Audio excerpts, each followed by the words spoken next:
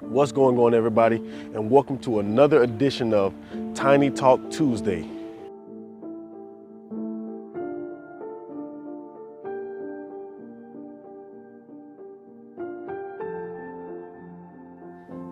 I'm so glad that you could join me once again.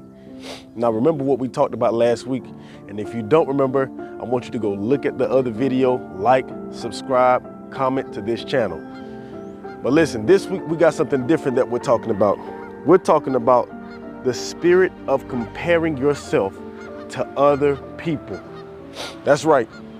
You've been comparing yourself to other people. You've been looking at what they have. You've been looking at what they do.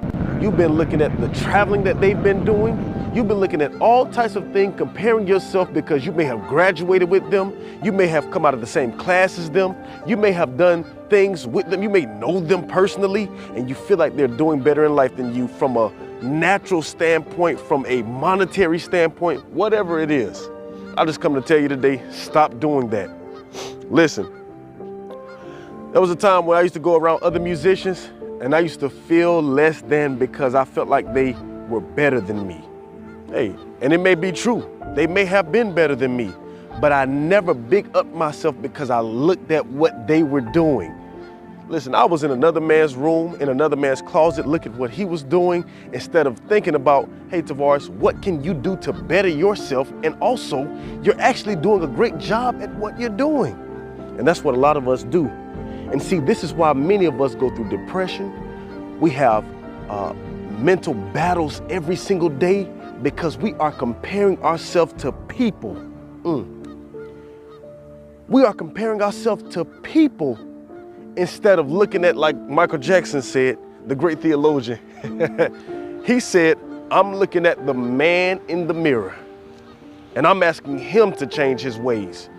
If you feel like you're not good enough, then you need to go practice. If you feel like you don't throw far enough, you need to go on the football field and continue to throw. If you feel like your shot isn't pure enough, you need to go put up 1,000 shots a day. If you feel like you're not good enough at what you do speaking, you need to start looking at the greatest speakers and see what they do. If you feel like you're not pastoring your church well enough, whatever it is, if you feel like you're not a good mother or father, you need to go look at people who are doing it great and don't compare yourself to them and say, what can I do to take these little things that they do and make it good for myself? You don't have to be anybody else to be great. Man, I'll tell you like this. Last week I talked to my pastor, man. When me and him were talking, I said, Pastor, I still feel like I do this sometimes. I feel like I always look at the bad in what I do and the good in what everybody else does. Now, the part about the good in what everybody else does, he wasn't talking about in this manner. But he said in this manner about think about what I do, the bad, he said, welcome to my world. Now that threw me for a loop because I'm thinking, man, this is a guy he's pushing himself to be the best that he can be and he still looks at the glass half empty.